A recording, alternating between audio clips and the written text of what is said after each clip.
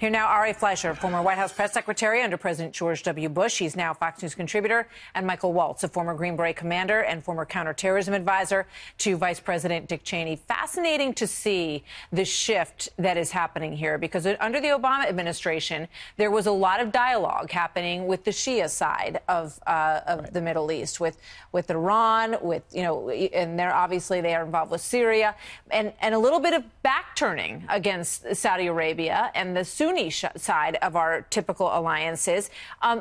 Colonel Waltz, let me start with you on this. Do you believe what you're seeing here, and do you think it's wise for us to have this strong alliance with Saudi Arabia? Well, the fundamental question here is Mohammed bin Salman. Is he genuine about expelling and mitigating extremism in the kingdom and therefore across the Middle East, or is this just a power grab? And I would argue both.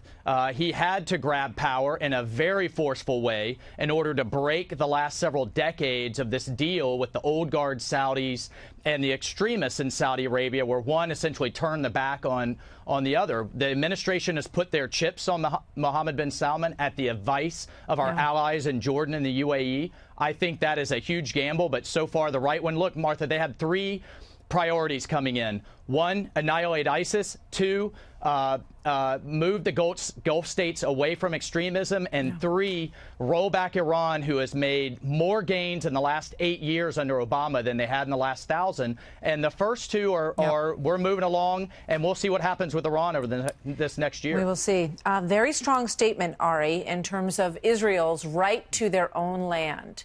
That is not a popular idea in Iran or Hezbollah, Hamas. That is not an idea that they would ever be okay with.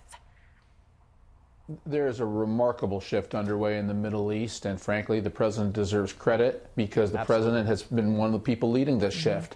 What you saw is the previous administration was aligned with Iran, and they had their allies with Qatar and Hezbollah and Syria. And this administration is working much more with the moderate Sunni Arabs, Egypt, Bahrain, Saudi Arabia, and of course Israel. Israel, amazingly, has been a part of this shift. The Arab nations, including Saudi Arabia, have been working behind the scenes with Israel. In many cases, it's because of the animosity aimed at Iran and protecting themselves from Iran. And Israel and Saudi Arabia have a common enemy there. But I think this is legit. I think it's real. I hope it's successful. The Arab Middle East, unlike the Asian Muslim world, has been moving backwards. It's been moving in an extremist direction for decades. And if this is a real attempt by Saudi Arabia to marginalize the extremists and step into the 21st century, they still have a long way to go, and they have political reforms that are necessary. But this is an encouraging development. Colonel Waltz, when you look back in the history of Saudi Arabia, they, in some ways, the understanding was that they appeased their own terrorists in some ways. They wanted to maintain power as a royal family in Saudi Arabia.